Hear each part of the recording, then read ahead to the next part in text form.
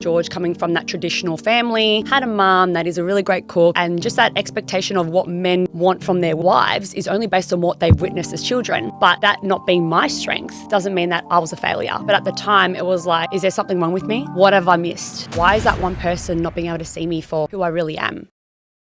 We're here today with Stephanie Bailey, an inner child expert and a breathwork facilitator. What is your story? Pretty much, I'm a twin mum. I'm married to my beautiful husband, George. Yes, I am now on this new venture, have been for now, wanting to do more deeper and more meaningful work with people healing their inner child. It's a very personal and close thing to my heart because I went through my own journey.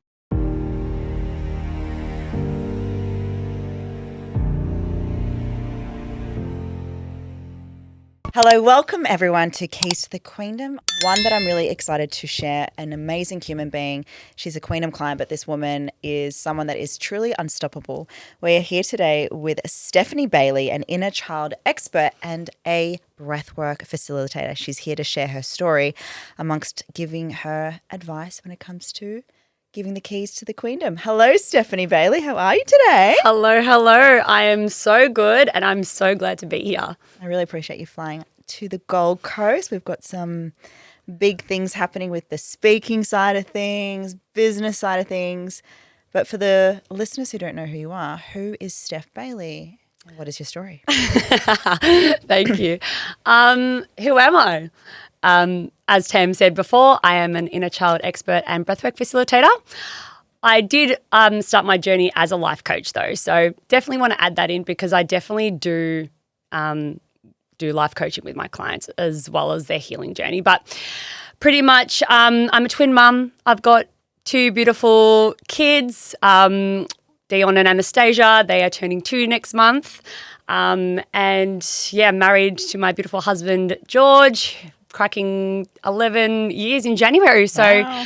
Yes, I am now on this new venture, have been for now 18 months, wanting to do more deeper and more meaningful work with people healing their inner child. It's a very personal and close thing to my heart because I went through my own journey just over 5 years ago now, where George and I were having a really tough time in our relationship, or marriage actually. We were married for like 5 years, yeah. And, we were just butting heads. And, we were best friends when we dated and before we even got married. And, before I thought, is this actually going to work for us? I thought, I'm going to do something about it. And ever since then, I realized that a lot of traits that I was actually holding were because of something that I would say I'd been mirrored or just living in survival mode as a child. And, I was showing up in adulthood in relationships, disconnected to myself, disconnected in my relationship, overworking, burning out. I've had a constant journey and battle, especially to even want to have babies, with binge eating, overtraining, losing excessive amounts of weight, gaining it back again. So it's been a massive journey that I've gone through over the last 5 years, and just being able to do that work myself, coming out on the other end of inner child work, I've been able to now step into that power and help support other people that are literally in the same path as me. The thing I love about your story, it's very relatable to a lot of people who are married. I think what you shared so beautifully is like you and George were going through the hardships in the relationship, in the marriage. Yeah. What was the one thing that happened that made you go, something needs to change? What was the scenario like? What was happening? What was the conversations like between you two? I think it was a lot of disagreements just based on judgment of each other, the expectations that we had on each other. But it's like, where do these expectations come from?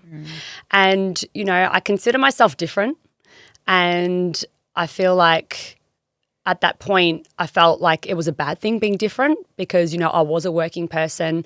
I wasn't someone who loves to cook. And I feel like, George, coming from that traditional family, had a mum that is a really great cook, and just that expectation of what men want from their wives is only based on what they've witnessed as children. But that not being my strength doesn't mean that I was a failure. Yeah. But at the time, it was like, is there something wrong with me? what have I missed? Because I felt like being in environments outside of home, I was getting praised a lot. And I was like, why is that one person not being able to see me for who I really am?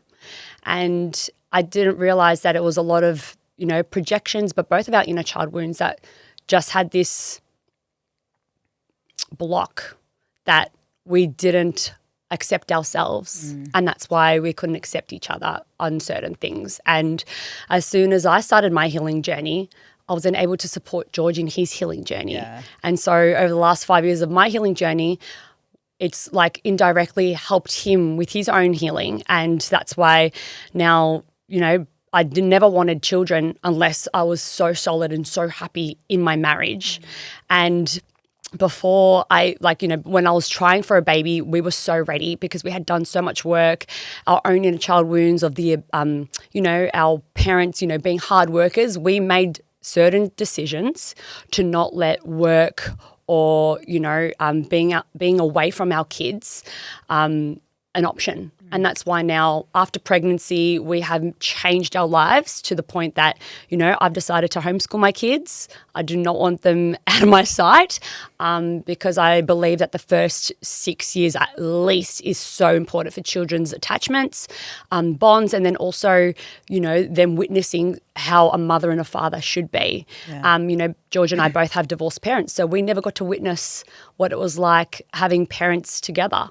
Well, George was a little bit older. I wasn't. I was 2.5. So my kids are almost at that age, and that was my priority over everything. And I would not have been this person if I didn't do that healing work. Yeah, and I want to touch on a little bit what inner child or inner child work is, but to give context to what you've just shared to the audience around, you got to give yourself incredible compassion. Like together for 11 years, you were very young. That's married. We've been dating since 2013. Shit. So yeah, we've had a very, very long time together, and we've just grown together. And some people, they meet their spouse or husband or whatnot at their peak. Me and George, we were 18. We were just like getting to learn about ourselves, but we did the journey together. So we literally had that moment we either go separate ways or we like stay together and we thrive together. Go through it all. Yeah. That's massive. And I love that you shared about like cultural differences, the mum being the cook, the father going to work. And I think what tends to happen in relationships, I'm not an expert in relationships at all, but it does come up. Your inner wound and things that that you haven't healed and resolved comes up when you're in a relationship. So what was the wound for you specifically? So I had different phases. So just, touching on the traditional thing that I said earlier around George's mum being the stay-at-home cook. My mum was the worker. So my mum was in her masculine. And, when my parents divorced, my mum was my primary caregiver. And so she showed me that, as a queen of the house, my mum being the queen and my dad being the king, it's like you are empowered to go earn your own money, had that independence. And, my parents' divorce definitely had to make my mum go to work and have her own business and thrive so I could have the childhood that I did. But it was more so that one aspect of me proving myself and my self-worth was to be able to do exactly what my mum could do. So that was when the overworking, burnout, and then also doing it not from a place of empowerment, from more of a place of survival, where it was almost like I need money as a safety mechanism because I didn't feel safe relying on somebody else to look after me, sort of thing. So, I definitely had it was a great addiction, I would say. Like, people could go through their moments of addiction or, being excessive in one thing. I'm glad it was working because working so hard definitely, I reaped the rewards of making so much money. But it was one of those things that it was great while it lasted, it definitely set me up to be in this position that I am now. But if I did not break the cycle, and it came to motherhood where, I wanted more big and materialistic things, it would have cost me my kids not being with me. Yeah. And then that would have been repeating the cycle of my kids needing to feel worthy of getting their mother's attention based on performance. And that's basically what they say, the inner child wound of a person that overworks, where that stems from. Love that. And that's so relatable to myself. You know, you and I have spoken about, you know, my masculine wound that I've been stepping into the feminine a bit more now. But for those who don't know, inner child work, because I've done the therapy, I've done the talk therapy, I've done energetic works. What is inner child work?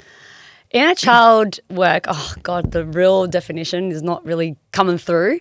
But it's basically a technique where it allows you to go back and visit yourself and give yourself the love, validation, and just acknowledgement to reparent yourself in ways where you didn't receive that as a child. So we can do this through reparenting techniques, visualization. I do it through breathwork as well. Yeah. So there's so many different modalities and techniques that we can do to help you get into a state where you actually connect to that part of you that is the reason why on a subconscious level you may be operating from a state of flight, fight or fawn. And that is you being able to find emotional freedom. Love this. And empowerment from, you know, acknowledging what the current situation is, but then also breaking free that that is not the truth. So, it's been a very moving and I feel like it's unspoken. It hasn't been spoken about so much, and I feel like I'm the one with the big microphone. This is the space for you to now do it. Yes, this is why I'm here. But yeah. We love inner work. 100%. It literally like lights my soul on fire. And when I see people coming to me with real life adult problems, yes, I've already dug 10 layers in. Yeah. Because let's talk about some of them. Yeah, let's go. Like, commonly in a child work for the women you help, obviously, because you've got your beautiful coaching business as well. Yeah. Let's look at more some of the things women come to you for and you're like, that's something that you haven't obviously worked on. I'm sure you would have seen me and Jordan having a little tiff just before. Yeah. I'm like, oh. But yeah. So what would be some common things like some of the women come to you for? The first one that just snapped into my mind was perfectionism. So women who recovering freaking perfectionism. Women who maybe weren't seen as children, as a child, sorry.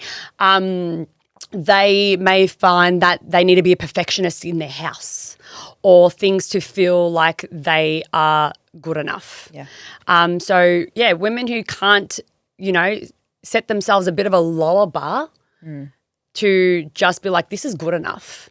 That they feel like this needs to be 100% or else I'm not worthy. I'm unlovable. People don't consciously say that, but the internal dialogue is I need to aim for 200% in everything as a way of feeling good enough. I have people very critical on themselves, and that's basically where it stems from, being criticized as a child for, being naughty and all those name callings that have now been their internal imprint. So, if there was a sibling that, won all of the awards and then you were the second sibling that didn't do that well, it was almost like they needed to compensate in something else to equal the amount of attention, standard and excellence of that other sibling. That's been a main one that I feel like women that I've been working with are currently experiencing, especially motherhood. Yeah. There's parents that are there's some women that definitely had a really great pregnancy, great fourth trimester, but then it's like the comparison of other people around them, their friends, their help, and it's almost like they feel like they need to be a certain way to feel like they are a good mum. Yeah. They go so hard on themselves if they're having a bad day because of the way they treat themselves, treat their kids, and it's just kind of like an internal thing of like, I'm a shit mum. I don't deserve kids. Even if it's more of a thing that they feel like in their relationships are like, I need to be on my A game for my husband to not cheat on me. Yeah, and it's common, isn't it? Yeah, and it's like, that's an internal thing. Yeah. You know what I mean? Because you see all these celebrities getting cheated on, but they've got all the cash, they've got all the Botox, they've got all the surgeries, and they still get cheated on. Yeah. So what's the idea? Is it actually the physical facade, or is it so much more? Ooh. And when people are seeing the bigger picture that perfectionism is just a thing, it's not a fact, they set themselves free. But we do it subconsciously where they actually believe it. And that's where the transformations happen. I want to cause a bit of a ripple right now. Ooh, because we talk about psychologists, we talk about therapy, then we talk about inner child work. Why do they need this work more than therapy, than going to a psychologist? Well, psychologists and therapy in general is just talk therapy. So obviously when I'm working with my clients, we talk, but we go a lot deeper, and it's actually in the body. Yeah. Especially when it comes to trauma, our bodies remember things that our brain can't or our mind can't. So, It's true. Through breathwork, I have a lot of people who come to my breathwork sessions, have a lot come up that they're like, whoa, I don't remember that, but it came up. And it's like that was the body's way of telling you exactly what hasn't been addressed and processed. And same as when we're doing the visualizations and stuff like that, when we do a body scan, we call it body wisdom. And it's almost like whenever we're going through it, certain parts of the person's body, if they get any sensations, tightness, tingling, it all means something. If it's jaw, if they got a clenched jaw or tingling around their mouth, it's about what are you still holding on? It's a lot of rage. What do you need to let go of with your words? What do you wish you could say to this person? Yeah. And even with your stomach, it's always about feeling stuck, feeling like lack of confidence. You're holding on to something, past experiences, like all means something. And that's what we do through inner child work that's different to talk therapy, is we actually use the somatics of the body. Yeah. So it's emotional health. It's not just mental health. It's mental and emotional, which is connecting mind, body and spirit. So it's definitely on the tad of the spiritual side as well. That again isn't psychotherapy, psychology or just counselling. And what's your relationship with spirituality? Good question. I've actually never thought of. Someone asked me this and I was like, well, let me tell you. Look, I believe in God. I am still working it out. Like, I'm not fond of religion. Same. I do believe, definitely there is a God, because, all the blessings that I've received in life, I don't believe just happened. But I do believe in other elements of higher self, which is like the universe, which is, in my eyes, God. Same. But I feel like, if I believed in religion, that means I only have to believe in the Bible, which means I only have to believe in one way. But it's just like the world is showing me otherwise. Yeah, I love it. It's very, very touchy and different. Like, I haven't really got a cut out answer. Like as kids, my kids were baptized in like the religion space. I read them the Bible. We talk about Jesus. We talk about God.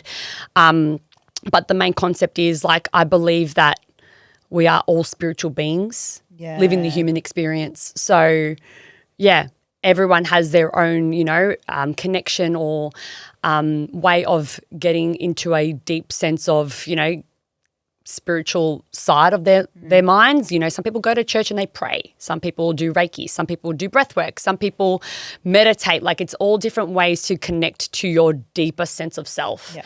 I believe in all that. I don't believe it's witchcraft. Yeah, I love it. And I think, like, define witchcraft. Yes, maybe fortune tellers is witchcraft. Yeah. No one should really know their future. Yeah. I don't want to know my future. I have gone to a clairvoyant in the past. Yeah, I don't. But it's not. It's definitely not something that I can, hand on my heart, feel like it's the right thing to do, because I believe like God really knows my future. God knows my journey. God has brought me to this point that I didn't even envision for 18 months ago.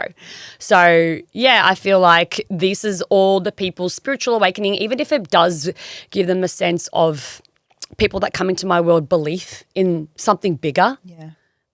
Give them faith. Yeah. And I think, people that are faith, and I believe God has put me in this world to do what I'm doing right now, to help me maybe connect people that are so out of it, in terms of their spirituality, connecting to their intuition, getting one step closer to Him.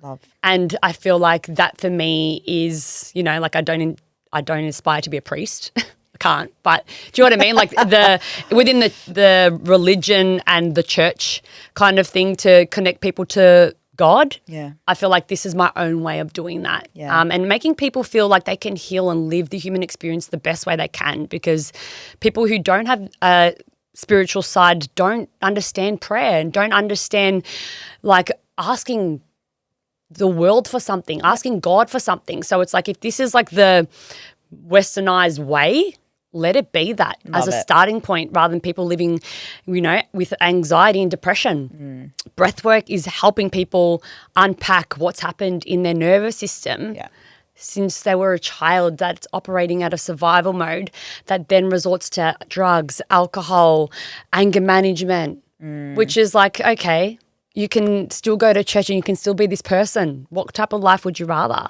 Yeah. And that's what I want to help. I want to help people on their day-to-day, not just on a Sunday morning. So, I love that. And before we go into a lot more of the breathwork side of element to your business, give me a couple of examples of women who may be experiencing that talk therapy and seeing a psychologist hasn't quite given them the sense of freedom, as you shared so beautifully about inner child work. Yeah. Give them, if they're currently experiencing things like certain things like, I don't know, like something's missing, what would be those things for them to come to you for? Good question. I've actually had like a handful of clients now that have still working with, like they've worked with a psychologist. They've sought all the government support with talk therapies. And basically, I'm just trying to think of what's the common denominator. I feel like with working with me, a lot of it is the support outside of the sessions that I know psychologists, it's very 9 to 5, 1 hour, you're out kind of experience. Whereas where I think women that work with me, they get that 24/7 support. So that's number one. Number two, it's more so when women believe, like when they can't find the answers. Like I've got a lot of my clients that when I talk to them, they're like, I don't know. Why so is then that? it's like disassociating, distorting, deleting. Sometimes it could be various amounts of explanations, but I think it's like when they say I don't know, we go into the body. The body will tell you. So then they're telling me what the body's telling them. I'm not telling them. So it's like that is that one layer where women are like, I don't know. I don't know what to do. And it's like all the strategies and the next steps when they feel like they're at a block with a psychologist that can only ask questions or, just focus on the mindset and the neuroscience of things. It's like they say, like what I've heard is I've been going around in circles. I've been talking about the same thing and I feel like I'm not getting any better. And so with me working with my clients, it's like we've never really had that option because we actually start with the body and then go to the mind and then we think of the strategy after. Love it. So I think that is, in a nutshell, the way I operate different when I'm working with my clients in the coaching space. Beautiful. And everyone that's listening right now, you need to be working with this beautiful human, because I was also the type of girl that loved talk therapy until I realized it wasn't enough. And this beautiful human is a great testament for you guys to really start looking at the inner work. But let's talk about breath work. Yes. You so kindly in the car were like, are you lying? You're not doing a breath work tomorrow. I dabble in breath work. I've got my level 1, thank you very much. But it has changed my life to the best of what I implement with. But I think this is where I want you to share with your beautiful business that you're doing now, inner work, but also breath work. How has this been part of your transition and also the expansion of you and George? I think there's so much here. Yes.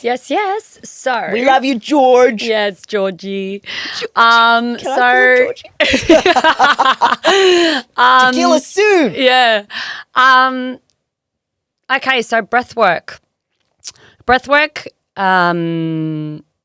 was one modality that I used to help me do something that I struggled with. And that was to reconnect with a parent that I hadn't spoken to for a few years. This is recent too, babe. Yeah.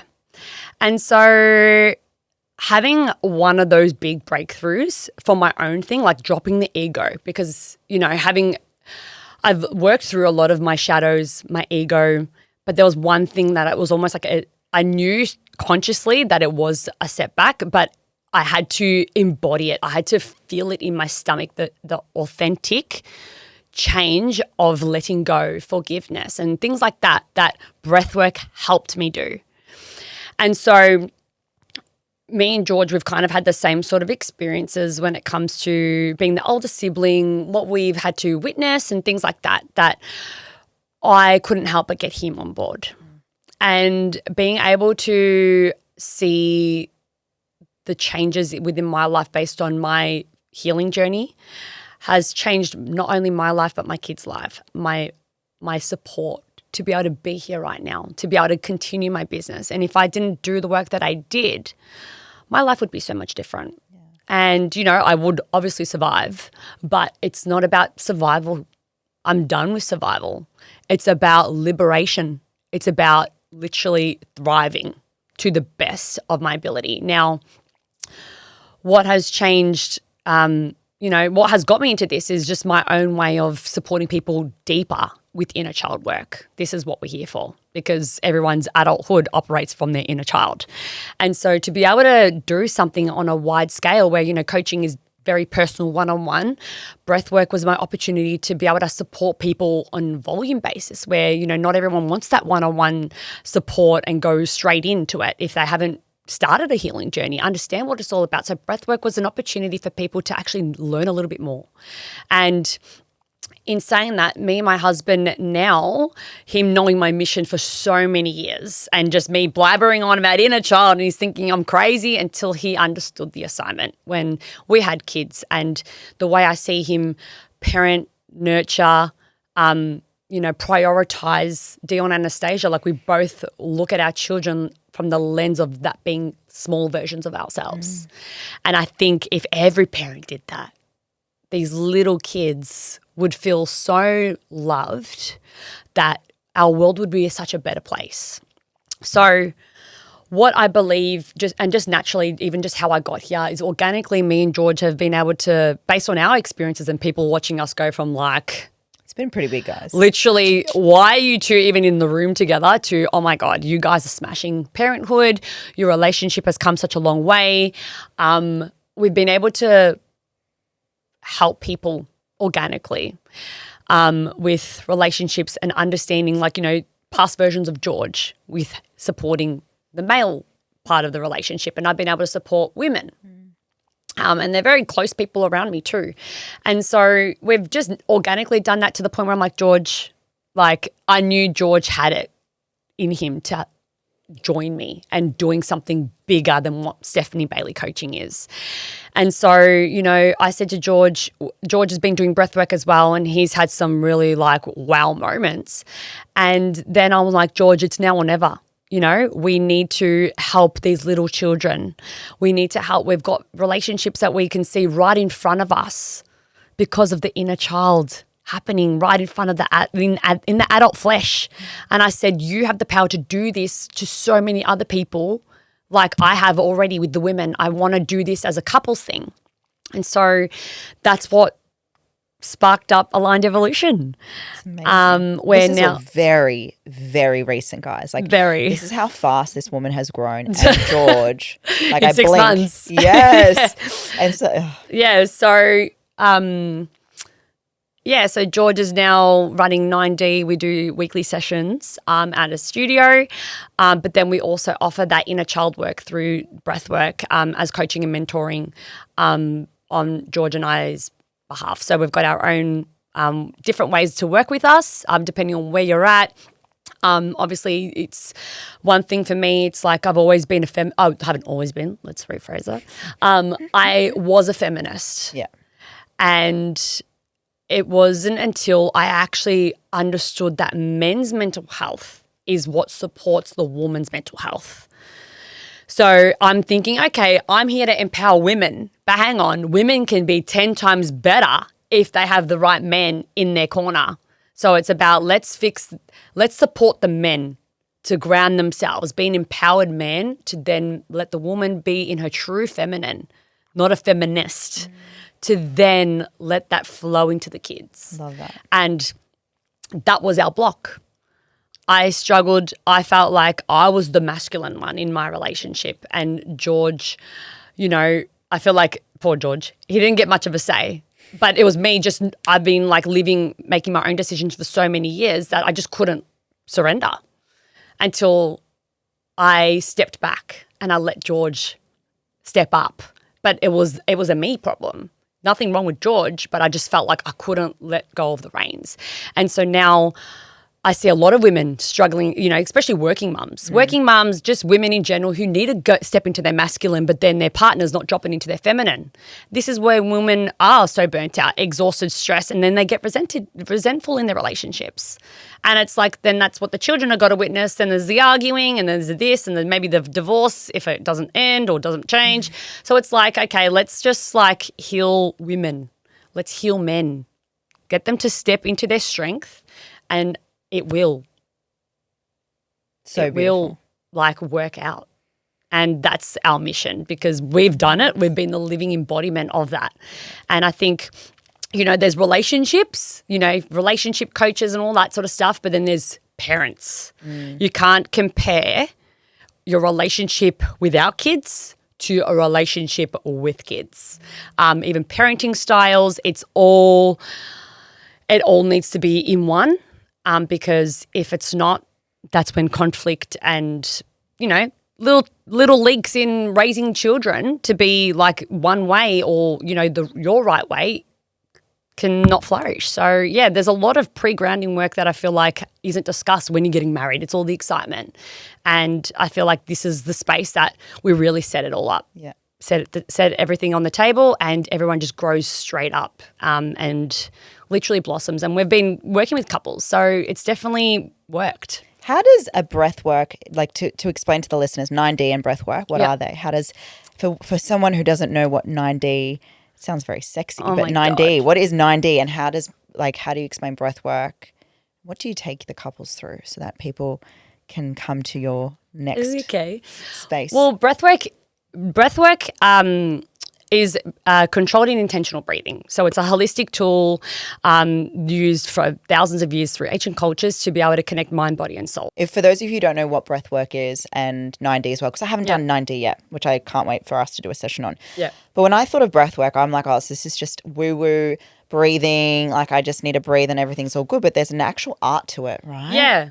So basically when you are constantly breathing, different to just naturally breathing unconsciously, yeah. You are basically putting your body into a deep relaxative state. Yeah. And that is when you are feeling safe enough in your body to dive deep. And so, now this is the difference. So within 9D and what I would do without the headphones. So 9D is with headphones because it's all journeys personalized to what the goal is. Whereas 5D, the emotional release, there's so many different techniques, but you're obviously got no headphones and you can hear other people's experiences. So I feel like the 9D is a little bit deeper because it does have extra modalities in it, like sound bowl frequencies. So things like that you don't necessarily have to have the full setup. It's got NLP, hypnosis, binaural patterns. That's awesome. Yeah, it's got all these different frequencies. It's like a multi-sensory sort of experience through headphones. What do you think I think need? that's the right way to explain it. And so it's split between an activation, a down regulation, and like a hybrid. So, it's very sessional based and it allows people to not hold back when I feel like you want to do an emotional release and you want to scream. I know in like the 5D or like, open space where I'm holding workshops, I do now a collective scream, but in the past, for people who don't want to scream or, people who have an earlier release, it can throw off other people. Yeah. So the 9D is like... Because you hear, that's right, because I've been in rooms and it's... Yeah. You do get caught up and my mind takes over when I hear other people. I'm like, yeah, exactly. I was just about to release. Exactly. So you don't actually... Like you can get distracted if you're not already so deep or it can really throw you out and that affects your experience. So the 9D is just that next level. And I have had an emotional release that I've never experienced without the headphones, in the 5D experience. So I feel like it is really great for people to try. and it does make people feel a lot calmer, more empowered, definitely, because if they set an intention, even if it isn't with 9D, just with breath work and doing these sessions in general, if you do set an intention, you are going to find your answer. And if anything, you will have more that comes up for you that will help you. And I feel like I think the way marketing is portrayed, like, not to say it's false advertising, but it's like it does put a fear into people that people don't want to be roaring and all the things that people think breathwork is. So what isn't breathwork? Because I think people do have this misconception about it. Like, you would have seen like with what people do marketing on it. Yeah, and I think like that's the main thing. Like, there's so much fear around. I remember George's first reaction when I showed him like other breathwork like retreats and stuff, and he's like, "Oh, I'm not doing anything like that," and that's automatically like judgment. You know, like people are so scared of, oh, if I scream because I've got a lot of trauma, I don't want to be judged. And it's like, no one does. But it's like, it's not actually that. You know, I feel like that is just like a whole nother exercise to the retreats that, you know, are promoting breath work. But breath work can necessarily be a real peaceful thing. Like, I do breath work in sound bowls and we've got no one screaming. Like, it's literally so calming and soothing, and it just is – it's like a very angelic exercise. Yeah. So, yeah, what breathwork is not is the big roar if you don't want it to be, if it doesn't need to be. It's like meditation, but you are guided on a deeper level. I prefer it over meditation. 100%. And I think it's more so, you know – there's nothing wrong with screaming. Like, screaming and like anger has like, you know, getting into it is a shadow. You know, we've learned to suppress our anger because it's not normal. It's not acceptable in society, but it's still an emotion. Why is it okay to be promoting happiness and excitement and joy? But when someone's anger, it's like, no, shut up. No, like, go in your room. And that's like as a child. Anger has been suppressed for all these years in people where it's become an internal rage where, you know, when you know, mums can maybe be screaming at their kids for not listening, but that's like an inner child wound of, I was never heard as a child. Yeah. I'm the authority now you have to be quiet, sort of thing. I get it. So, yeah, I feel like, you know, these are experiences for people to normalize screaming. Like, it's laughing because it's still an emotion and it's still a release. We get a release when we laugh, like we get a release when we scream. So it's like, why not be able to scream in a place that feels safe and everyone is holding on to their own bullshit? And that is what breathwork is. If you need to scream because you've got a lot going on, a lot of pressure, and you just want to feel heard by the world, fucking scream. Fucking let it out, guys, and come to Steph and George's breathwork stuff. So run me through the next events that you guys are doing together as a couple so people can come. Yes. Okay, so and also all your other events. Yes. Jesus Christ. Yeah, I do roughly, like, what I've been doing lately is like 3 events a month. So I do a workshop. It's a breathwork and let's start that again, Aileen. So I do a breathwork and kinesiology workshop, and it's such a empowering self-awareness day. So I do that roughly every 1 to 2 months.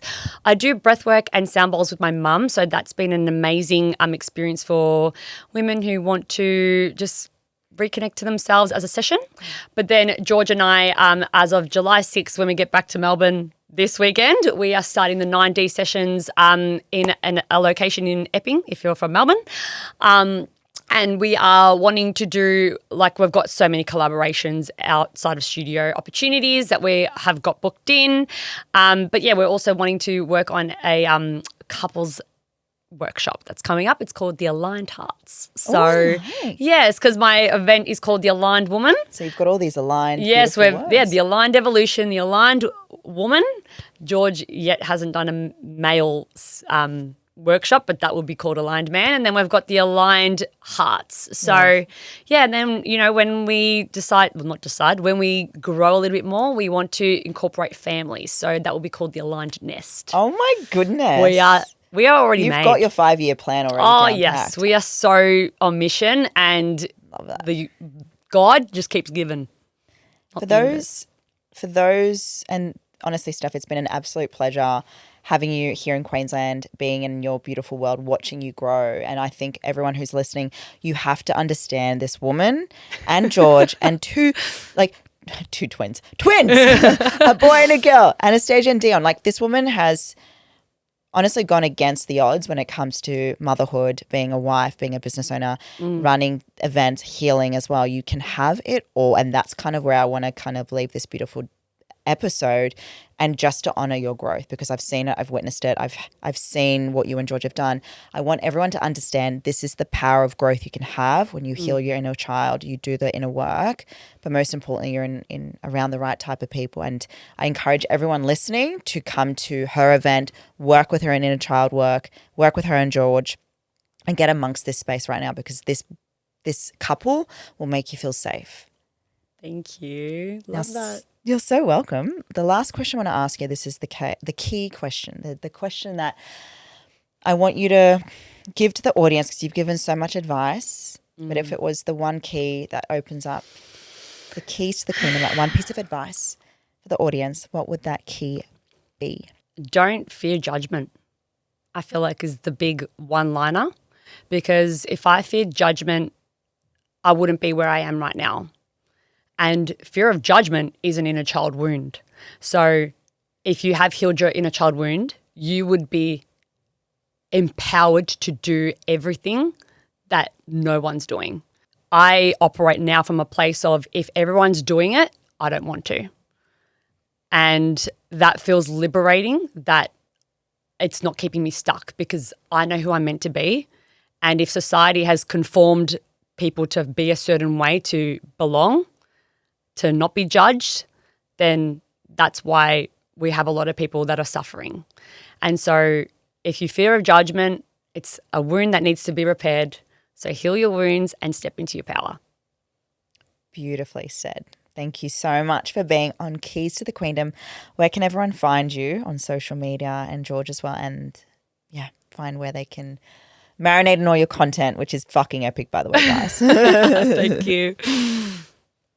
Where can they find you? So you can find me mainly on Instagram. We are working on other platforms at the moment, but I would say definitely Stephanie Bailey Coaching or the Aligned Evolution on Instagram is where most of our feed is at the moment. Yay! Well, thank you for being here on Keys to the Queendom. This is episode 138. I'm your host, Tamara Meyer, and I'll see you guys next week. I love you, girl. Love you too. Bye.